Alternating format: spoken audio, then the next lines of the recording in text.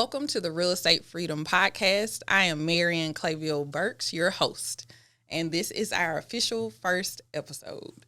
So today is just going to be a little bit about myself, why we chose Real Estate Freedom as our podcast, and what that really means to us.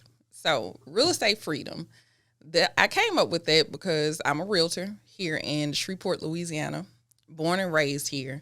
I'm from Queensboro, and it is not the most desirable neighborhood in this area. So when I was growing up, I grew up in a home with about 10 people. It was an influx because we stayed with our grandmother, so that was Big Mama's house. So about 10 to 15 people at any time, and it was a 2-bedroom home with 1 bath. I am the only girl. I have 3 older brothers and a host of uncles and a whole bunch of cousins and extended family. So just needless to say, it was very different growing up in the late 80s, early 90s in Queensboro. I'm not sure if y'all are familiar with the movie Colors, but I lived that in real life because we were smack dab in the middle of one side was the Crips, one side was the Bloods. I had one brother that was a Crip, one brother that was a Blood, so it was very different in my house all the time.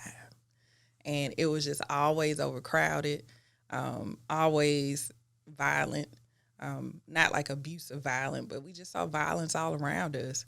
So it was just a different environment. But I knew that that was not where I wanted to be, and I knew that it was more out there for me. So I just went on a quest, just like anybody else. Any other entrepreneur, they'll probably say the same thing. They just went from job to job, thing to thing, until they could try to figure it out. And so I did everything from sell lemonade, sell candy, to selling purses, all types of stuff. And so I happened to come upon real estate. So we'll get more into that and how I came upon that. But again, I'm Marian. I'm 38 years old.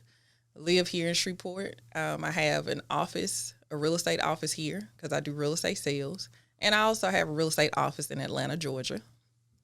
And so I've been doing real estate sales since 2016. I have been a real estate investor since 2014. So it's been different. It's been a challenge. I started off very, very broke. So I'm going to teach y'all how to get real estate with little to no money down and all the tricks that I use. We're going to interview some fascinating people that I have come across as well. So let's talk about a little bit about what I have as far as real estate. Right now, between my husband and I, we own over $500,000 in real estate. Most of them are rental properties. I also have a short-term rental that I don't own, but I control. And so we'll also teach you how to do that as well. So let's kind of go back before real estate. What was I doing? Right before real estate, I was a door-to-door salesman with a company called Nielsen Television Ratings. So whenever they say, oh, the ratings, they counted 1.2 million people for the Super Bowl, I was that person that would go to people's doors and convince them to put the box on their TV so we can count the ratings. And they used to send me to nice places like Campty, Louisiana, Backwoods, Louisiana, Backwoods, Arkansas, and I was traveling by myself. I thought it was a great job because I was working from home. However, I was never at home. I was always traveling because my territory covered all of Louisiana, all of Texas, and Arkansas. So I was never at home.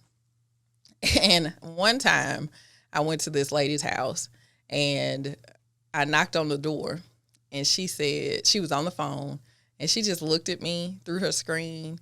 And while she was on the phone with her friend or whoever she was on the phone with, she said, it's some dumb nigga knocking on my door. And I knew then that this was not the business for me and I needed to find something better. And around that same time, my mother got diagnosed with kidney disease. And so I'm like, man, look, I'm 30. At the time, what was I, like 31? And I was like, man, I knew I wanted to do something better for my mom. I always wanted to retire her. And I was like, me knocking on these doors and getting called a nigga is just not going to get me to where I needed to be. So I had to pray about it and figure it out. And so I remember just going into like a deep, deep depression because I felt like I was a failure. I didn't have any money in the bank. I had just had my daughter. My mom was sick. And I was in this job that anybody else would have felt lucky to have. But I was just like, I know it's more for me. So I prayed. And it was just like I heard a voice. It said, go and check on the house around the corner. And I was like, yeah, not that house. Because the house that the voice was telling me to check on was like a nasty looking house. I'm talking about I passed by it for like 3 solid years and it was like falling apart. You could see all the windows broken out of it. You could see the mold growing from the outside. It just looked like a nasty house. But the voice just kept telling me, go check on that home. Go check on the home. So that's what I did. I went, I got the address, I did some research, I found out who owned the home. And when I say back then, I was living from paycheck to paycheck. I just had enough money to pay the bills. And I remember that day when I found the guy who did own it, I was like, oh, okay, his address isn't far from mine. So instead of me sending a letter, I'm just going to go knock on his door. So I went around there with my daughter and as soon as I drove up and I got my daughter out of the car because she couldn't walk then, I had to hold her. As soon as I got out of the car, the man bolted out of the house, like screaming his daughter's name. And I was like, sir, is everything okay? He was like, no, I can't find my daughter. I've lost her. I can't find her. I hadn't been able to find her in an hour. And I was like, oh, okay, just, be calm. Let me try to help you. And I was like, when was the last time you saw her? He was like, I don't know. She was in the house. And so we walked around the house together. And I had my daughter in my hand, walking around the house. And I found his daughter hiding behind like a couch they had under the carport. And so I told him I found her. He picked her up and he was just so grateful and thankful because he was worried. It looks like his wife, of course, was going to kill him because he had lost his daughter. And so in the midst of all that, he was like, excuse me, who are you? And why did you come to my house? And I introduced myself. I said, I'm Marion. And there's a house around the corner that I see that you own. But it didn't look like it's been kept up with for the last few years. I wanted to see what you wanted to do with the home. And he said, honestly, he was like, I just got the home because I thought somebody was going to pay the taxes back on it. He was like, I don't want the home. So if you could just give me what I paid in taxes, I'll give it to you. So around that time, it was income tax time. So I used my whole income tax check and I gave him the $4,000 for his tax interest in the home. So I got the home and I thought I had it free and clear until I went to visit an attorney. And the attorney told me, no, the only thing I own was the tax interest in the home. So I had to find the original owners and get them to sign over their rights to the home. So the attorney was very cool. He was like, look, I could either go and do this for you and we would have to sue these people and it would cost you a whole lot of money, which I know you don't have. Or here's the address to the people. You go talk to them. If you can get them to sign this quiet claim deed and y'all do it in front of a notary, then it'll save you tons of money. So I went and knocked on their door and I knocked on their door probably 2 days straight. It felt like I was sleeping outside their house to see if they were going to come home. I ended up talking to them. They ended up agreeing because it was an old family home that they had let go a long time ago. They agreed, and I gave them $500 just to sign the contract. And so I ended up getting my first investment property for $4,500 total. And I thought I was going to flip it really fast, like the HGTV people. And that is not what happened at all. I went through 3 contractors and almost a year. But at the end of that year, we ended up selling the property for $88,000. So I learned everything I needed to know in that first property. But I kept going and I was addicted. And that started my real estate journey. So from then on, I've done flips. I've done short-term rentals. I am a real estate investment strategist. So what I do is I help a lot of business owners get real estate investments so they won't have to just depend on primary their primary source of income or their primary business. It's alone. They can have that passive income just in case something like what just happened with COVID, when a lot of them were out of business for a year.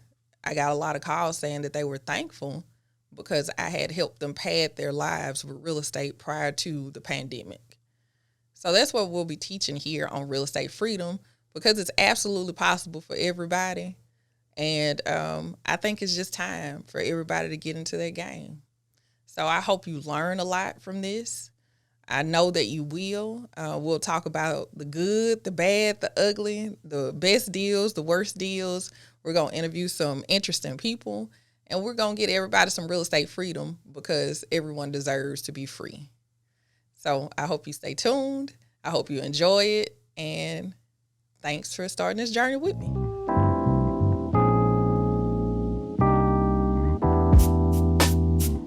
Okay, so on this next part, what we're going to do is take some live questions from Facebook, and we're going to have some commonly asked questions that I always get all the time. One of the first questions I get all the time is, do I need to have perfect credit or money to invest in real estate? And the answer is no. You do not have to have perfect credit. You don't even have to have a lot of money or any money. It depends on how creative you are willing to be. Now, there's many things you're going to learn about real estate investing. There's so many different ways to do it. It's not just physical real estate. We're going to also talk about digital real estate, because we're going into that as well. But they all tie in together. You don't need money all the time. You just need to open your mind, be flexible, and know what you can handle and what you can't. But if we're just talking about physical real estate, you can absolutely get into it with little to no money out of pocket. Of course, it is better if you have money. It's better if you have credit. However, that is not a barrier. You can get started today with little to no money. Again, my first deal was $4,500, and I used my income tax money. If I could go back, what I probably would have done, if I could be really, really honest, I probably would have really tried to convince my boyfriend at the time to just believe in me one more time, because he believed in me so much with my other business ideas before that. Believe in me one more time, and then try to strike up a deal with him, because he had the capital, but I didn't. But I had the idea, and I was doing the legwork. So you can always do things like that. So I could teach you all about that. So we got some people right here on Facebook Live, just waiting on some questions to come through to see what we need to do. Oh, is real estate my passion? Real estate is absolutely my passion.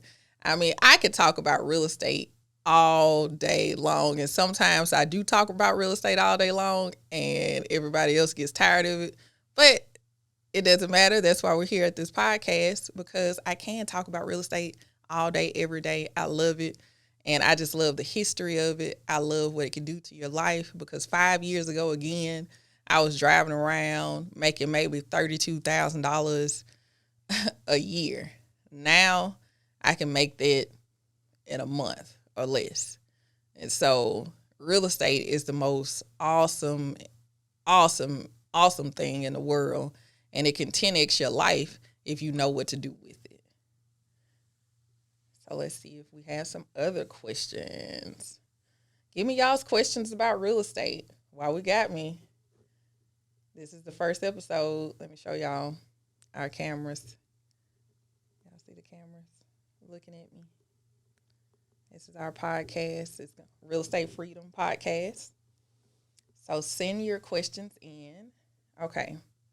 I'm looking to invest in some real estate. How can I get started in my current neighborhood of Queensboro? Oh, that's where I'm from, Queensboro. Stand up. Okay, so how you get started? One of the best things you could do in the area you're in, especially if it's an area, we're going to call it more urban, but we know what urban really means. It's like a low-income area. Those low income areas, you should not turn your nose up at because they are filled with gold. And the reason why I say they're filled with gold is because they have things called, what you could do there is something called sweat equity.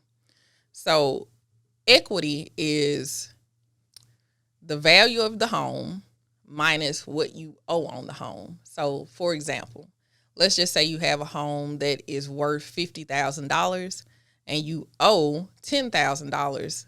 The equity is $40,000. So let's say if you go to an area like Queensboro, and I can talk about Queensboro because I'm from there. Nobody else can talk about Queensboro, but I can because I'm from there. So the homes there are very, very cheap. You can find a home there that's probably been sitting up. Maybe you could buy it for $10,000, maybe even less, or let's just say for round numbers, $10,000. If you get that home and it's a 2-bedroom, 1 bath, and you put your own sweat equity in it, means you go in and you cut the grass yourself. You go in and you paint. You might know an uncle that could lay down some floors. It needs to be nice and livable. Now, it's still in Queensboro, so don't put gold toilets in there. Don't put granite up and down the walls because it's still going to be in Queensboro. But make it nice and livable for that area. And once you take that home to a bank, the bank will see that you made the improvements, and then they'll do another evaluation on it. And when they appraise it, the home then will be worth, let's say right now in that area, maybe around $40,000. But you spent $20,000 to get it done.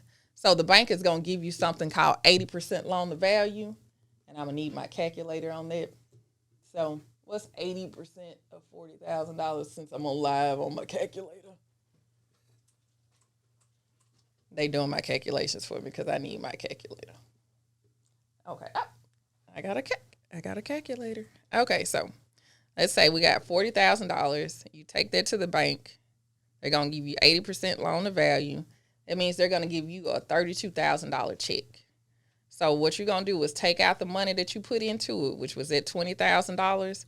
That'll leave you a $12,000 profit. And you're also going to put a renter in that property. So the renter essentially is paying the bank for you. And if you do that over and over again, let's say you find 10 more homes like that, and you can definitely find 10 more homes like that in that area. 10 more homes like that with $12,000 profit, that means you've made $120,000. And you've also bettered the hood that you're from because you made those homes look nice and they're livable and it's affordable for people to rent. So you could definitely do that. Okay, I got to go back up to find some more questions. Okay. Do you feel that being a Black woman in real estate, do you have to work a little harder, or that's not a factor? I absolutely have to work a little harder. I'm sorry to laugh, but yeah, it's the truth. I mean, it's really no way around it. Because being a Black woman in real estate, and it could be my limiting belief, but I don't think so, because I've been in rooms where people have tried to belittle me because I am a woman, and then they really tried to belittle me because I'm a Black woman. So I had to always show up and be very knowledgeable about everything. So I read everything about real estate, anything and everything. And I ask questions. And I'm humble enough to say when I don't know something. And I'm also humble enough to go and ask the expert about it, because I always want to be on top of my game, not just for myself, but for the people I help and serve. Because if I don't know about all the products, the loan products out there that could help everyone, if I don't know about all the current laws, then really that's a form of malpractice to me, because I am a real estate practitioner. So yes, it is absolutely harder for me. However, I enjoy the challenge because I trust myself, and I trust myself to interpret the knowledge that I get so I can help others. And I think that translates to everyone that I come across. I hope it does, at least. They know that I really try to do my best to know as much as I can to help them out. And if I can't, I know where to go to get that information. So it has been a challenge, but I've been also very successful because of that challenge as well. Okay. Okay, so why is it so hard to get into property management as an assistant? I'm in the medical field, but really want to change careers. Well, here in Louisiana, property management laws are different. So wherever you are, just look at the property management laws. So in Louisiana, you have to be under a real estate broker, which means just like for a real estate agent, you have to take a national test, you have to take a state test. And then you have to be under a broker for, I believe it's at least 2 years. So a real estate broker, like I am a real estate agent, but my broker is Keller Williams Realty NWLA. In order for me to be a property manager, I also have to be under a broker, which would be like Keller Williams or any other brokerage firm like that. So you have to be under a brokerage first to be a property manager. And to be a property manager, that's a different form of real estate. It is, I don't want to say for me, I am not a great property manager because I'm always on the go. I always have different things to do.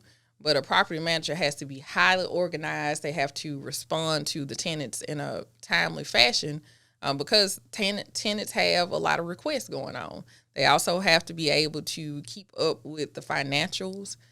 They also have to be able to keep up with the landlords and keep them happy as well. So it's not difficult to get in. You just have to know the steps to get in it and see if it's a passion for you.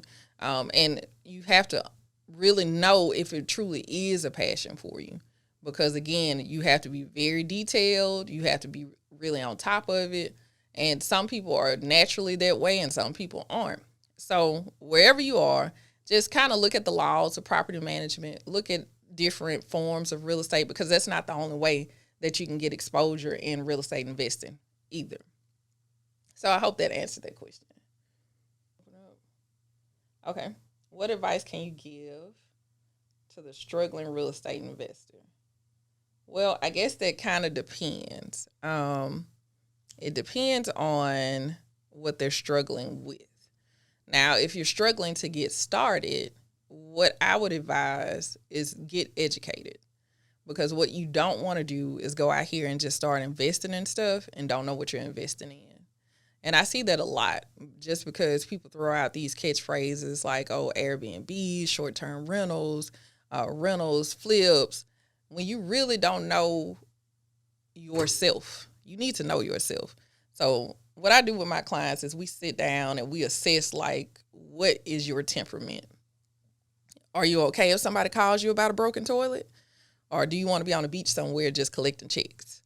I mean, so it's just different. Some people are very hands-on and they don't want to let go of that control and they want to be super involved in the real estate. Other people could care less. As long as the numbers balance out, they're fine. But before you start investing in anything, what you need to do is kind of sit down and look at what is good for you. Like, what do you want out of this? Like, 5-10 years, your someday goal. What does your someday goal look like? And then go down to, okay, based on your someday goal, what do you need to do in 5 years? Based on your someday goal in your 5 years, what do you need to do in 1 year? And then based on that, what do you need to do today? And then you can go and invest. But I wouldn't just go out there and throw out money because, of course, you can't go wrong in real estate. However, you can invest in the wrong thing based on who you are. Okay, let's see. Do you know anything about this property rental law that's coming up in the future? Well, here in Shreveport, we have a proposal coming up for those people who are real estate, have rentals. So with rentals, you would have to register each rental property, and it has to be up to standard. And what the desire is for them to do is try to get those, what do you call the landlords? Slumlords. They're trying to get slumlords out of the way, which is a kind of a catch-22. in my opinion. And I'm just going to go straight off my opinion. Some of these homes, right now, Shreveport, the median income in this area is about $32,000, which is not a whole lot of money. So that means people still need a place to stay, even if they don't make a lot of money. However, the investor can't go and put like gold toilets and granite in a home in some of these areas and still be profitable. So getting it up to standard, yes, make sure it's livable and safe. However, it probably won't look like a lot of the other homes based on the area and based on the income. So, yes, register the homes. Make sure we don't have slumlords, because we did have some people that had homes where it wasn't even running water, and those people were still paying like $300, $400 a month, which is sad. However, get somebody to really run those numbers to see the cost of material right now, because after COVID, the cost of electrical material has went up 3 times. Stuff that costs $500 today, it costs $1,500. And that'll break a lot of people who have multiple homes. So with that coming up, do a little research, have some more conversations, and make it a win-win for everybody as much as possible. Okay, let's see. Okay.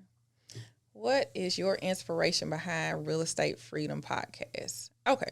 So my inspiration, my true inspiration, I look at all these podcasts right now, talking about real estate and talking about investing, and a lot of them aren't based out of the South. That's number one. And the South is a different beast. It's just a different, it's a different environment here. It's not a bad environment, but we have different challenges than the rest of the world.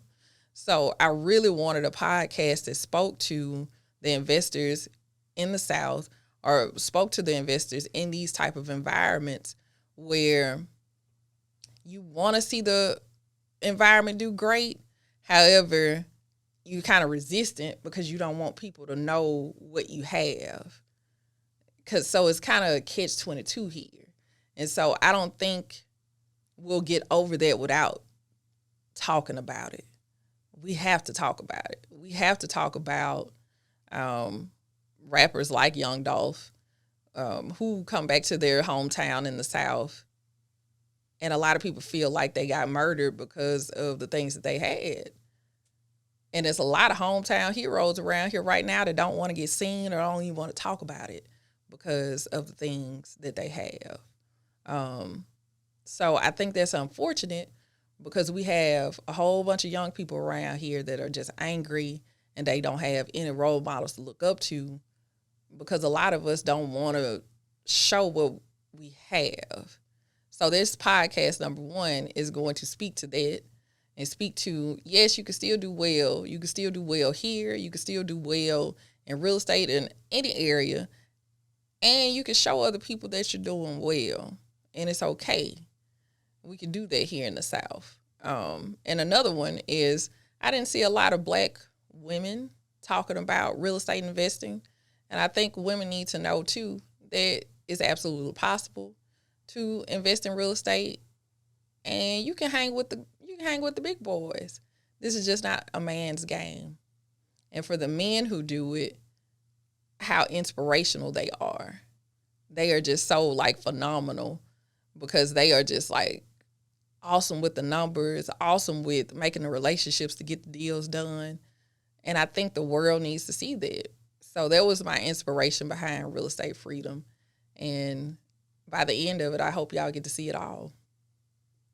Step up. Okay, so if you're currently leasing an apartment and you want to purchase a home or invest in real estate, I say do both at the same time.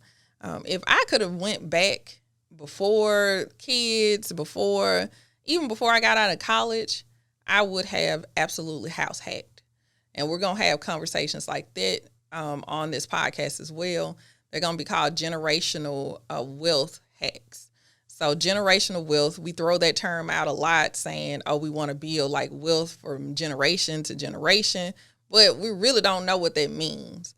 So we'll have generational wealth hack talks. And so one of those hacks is, let's say you're just starting out and you don't have a home.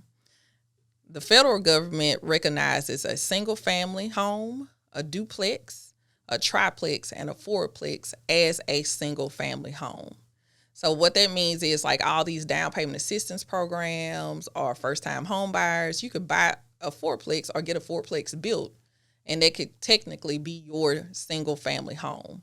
Of course, that's not your forever home, or that won't be your first home, but that will get you on the path of wealth.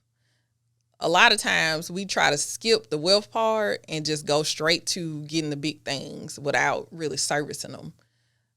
You need to sit back and see what's really important to you. And if wealth is truly important to you and generational wealth is truly important to you, the first thing you need to do if you're in an apartment is that first home, you need to consider that your first investment. So even if it's a single family home, buy you a single family home where you know after you fix it up, it's going to be worth $100,000. But you buying it today for $60,000 and just fixing it up as you live in it. So when you do sell it or you pull the equity out, you have a big lump sum of money to go do other things with. So that is the absolute first thing you should do if you don't already own a home. Can you address collecting rental payments, evictions, etc., not fun but necessary as a woman without big brothers or uncles? Yes, I can absolutely address that. Now, mind you, I got a whole lot of uncles, whole lot of brothers, friends, and cousins. So I get it. As a woman, that is a sense of security that you cannot pay for. If somebody messes with you, you just call somebody and somebody pull up. You can't pay for that type of protection. However, today when you're doing it, that's why you need to find you a great property manager, a property management team that could go and do that for you, and they already have a system set up. You can still own the real estate. Just find you a great property manager that does not mind going to collect your rents, that does not mind going to knock on the doors, doing evictions, and all those good things. Because I do have a lot of clients who don't want anybody to know that they own the property. And so we set them up with a property management team. We have a property management team, New Alliance, that they are awesome at it. They love doing it. They're really good at doing it. And the tenant will never know it's you. You don't have to do any of that or any of the dirty work. And they'll make sure everything is taken care of for you. So if you don't have any big brothers or uncles, interview a great property management team. And before you commit to any property management team, make sure you just, give them a month or so just to kind of see how their systems run to make sure it'll be great for you. I think I caught up on all my questions. Any other real estate related questions? Anything y'all want to see on the podcast this year? Anybody y'all want me to talk to? If not, let me tell y'all what we will be going over. Of course, we will be going over short-term rentals, doing it through corporate leasing. We'll go over buy and holds, which are your traditional rentals. We'll also go over real estate that is not physical, but digital real estate. And we'll have a whole bunch of people coming to talk about a lot of different things, mobile homes, storage facilities. I know some really, really dope people doing some really, really dope things in real estate. So I'm excited. And how do you get in contact with a broker? Okay. I can get you that information as soon as we get off. But it looks like our time is up for today. Thank y'all for being a part of my first episode. And we are just so excited to be participating in Real Estate Freedom. And we will see y'all next time. Bye.